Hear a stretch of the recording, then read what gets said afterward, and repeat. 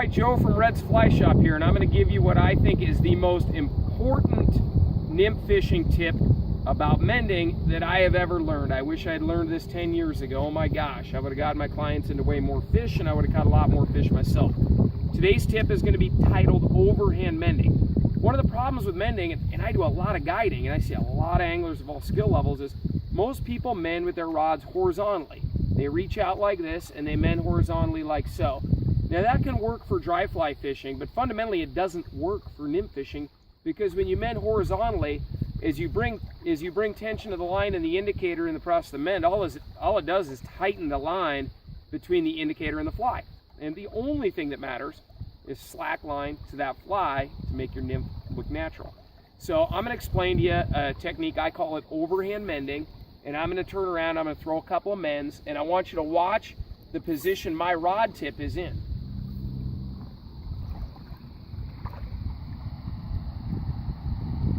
It's a lot like a roll cast, and that's one of the reasons we buy good rods too, is so that we can use the tip of this rod and I can finesse that line all around the river. It's amazing what you can do with this mend. I can literally drive the indicator around anywhere I want to go, and I can make great slack between my indicator and my nymph.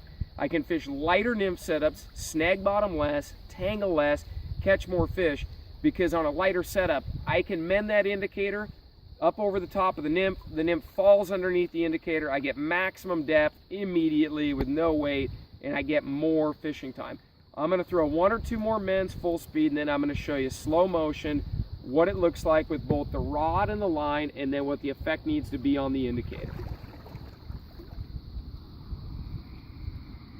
The real key here is getting my rod back in a position to where I can actually throw the line not only upstream, but I can promote slack line out to the indicator in the same speed of water that the indicator is in.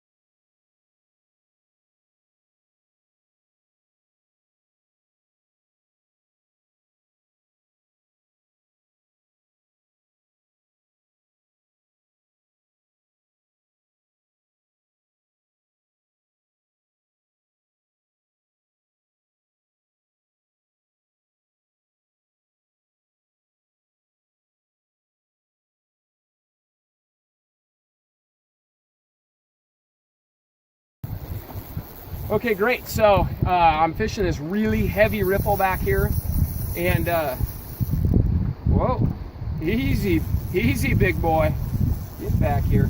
I'm fishing this really heavy riffle back here, and I'm using really light flies in that overhand mending technique. In a heavy riffle like that, you can see that rolling chop out there behind me. There's a lot of fish that live in that, but a lot of anglers struggle in that without that overhand mending technique, specifically because they can't get a light fly down. And when we're fishing small flies, I'm gonna go ahead and net this fish here. My camera lady is too busy filming, but it's a fabulous trout on a really little nymph, and we're gonna let it go pretty quick, but I do want to show you really fast just that tiny number 20 zebra midge. He happened to be hooked right in the nose right there, and let me just turn him loose. A beautiful 15-inch wild rainbow. In the setup I've got, that mending is so critical, because when I'm fishing a number 20 zebra midge or any like little midge, I realize it's probably not in focus and you can't see it, but I'm not using a bunch of split shot and a bunch of stuff like that. That snags bottom, it's hard to cast, it tangles, it's frankly not that fun to fish.